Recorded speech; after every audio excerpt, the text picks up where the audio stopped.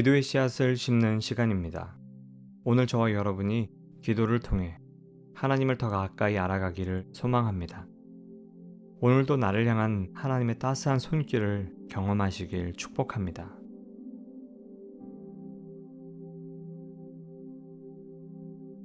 출애굽기 13장 19절. 모세가 요셉의 유고를 가졌으니 이는 요셉이 이스라엘 자손으로 단단히 맹세하게 하여 이르기를 하나님이 반드시 너희를 찾아오시리니 너희는 내 유고를 여기서 가지고 나가라 하였음이더라. 창세기 가장 마지막에는 요셉의 유언이 나옵니다.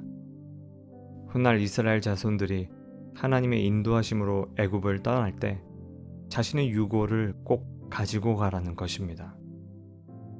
그 후로 400년이 지나 이스라엘 백성들은 모세를 통해 애굽을 떠나게 됩니다. 애굽을 떠난다는 것은 이스라엘 백성들이 애굽의 노예 생활로부터 해방되는 것을 의미했을 것입니다. 지긋지긋한 바로의 압제와 고통에서 벗어나는 것을 의미할 것입니다.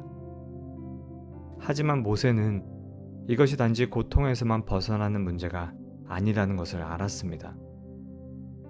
요셉의 유언과 같이 그의 유고를 집어들면서 하나님의 언약을 기억했을 것입니다.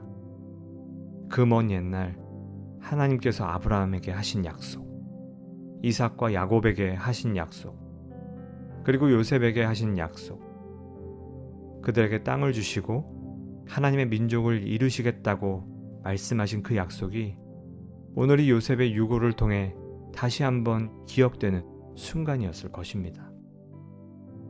이제 먼 여정 가운데 이스라엘 백성들은 그 유고를 통해 날마다 하나님의 언약을 기억할 것입니다. 그것이 바로 요셉의 유골이 가진 의미였던 것입니다. 여러분, 우리의 삶도 마찬가지입니다. 우리를 부르시고 세우신 하나님의 뜻을 우리가 기억한다면 현실이 어렵다고 낙심할 것이 없습니다. 왜냐하면 하나님의 약속은 반드시 이루어지기 때문입니다. 그래서 출애굽 공동체를 구름 기둥과 불 기둥으로 인도하셨던 것처럼 우리의 삶을 선한 길로 인도하실 것입니다. 우리는 영원한 생명 구원의 약속을 붙잡은 자들이기 때문에 오늘도 삶 가운데 하나님을 증거하며 이 땅에 하나님의 나라를 이루어가야 합니다. 오늘 말씀에 비추어 나의 삶을 되돌아보며 하나님께서 나에게 무엇을 말씀하시는지 잠시 묵상의 시간을 갖도록 하겠습니다.